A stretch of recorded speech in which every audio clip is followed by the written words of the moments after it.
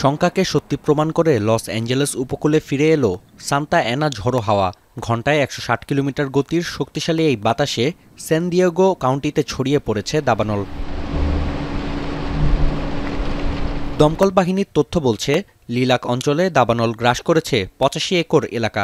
এর মধ্যে ৫০% নিয়ন্ত্রণে আনা সম্ভব হয়েছে। শহরের বনসাল অঞ্চল থেকে বাসিন্দাদের সরে যাওয়ার নির্দেশ দিয়েছে স্থানীয় প্রশাসন। আরও ৩টি অঞ্চলে দাবানল ছড়িয়ে পড়লেও দমকল কর্মীদের তৎপরতায় বর্তমানে পরিস্থিতি নিয়ন্ত্রণে। নতুন এই দাবানলে দক্ষিণ ক্যালিফোর্নিয়ায় বিদ্যুৎ বিচ্ছিন্ন ৬৪,০০০-এর বেশি স্থাপনা। বন্ধ রয়েছে শিক্ষা প্রতিষ্ঠান। এদিকে ১৫ দিন পেরিয়ে গেলেও পুরোপুরি নিয়ন্ত্রণে আসেনি লস অ্যাঞ্জেলেসের প্রধান দুটি দাবানল। প্যালিসেডসে ৩৫ ও ইটনে ১১% এলাকায় দাবানল নিয়ন্ত্রণে আনতে রীতিমতো যুদ্ধ করছেন দমকল কর্মীরা।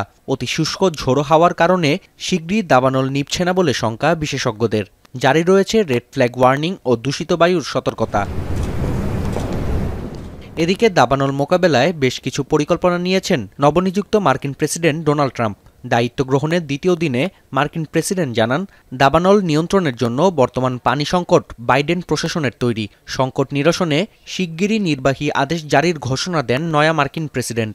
Los Angeles has massive amounts of water available to it. All they have to do is turn the valve, and that's the valve coming back from and down from the Pacific Northwest, where millions of gallons of water. So we're going to be issuing an executive order demanding that they immediately let that water come down through California. পরিস্থিতি সরেজমিনে পরিদর্শন করতে বর্তমানে loss অ্যাঞ্জেলেসে রয়েছেন সাবেক vice president Kamala Harris. শুক্রবার অঙ্গরাজ্যটি সফরে যাচ্ছেন ডোনাল্ড ট্রাম্প।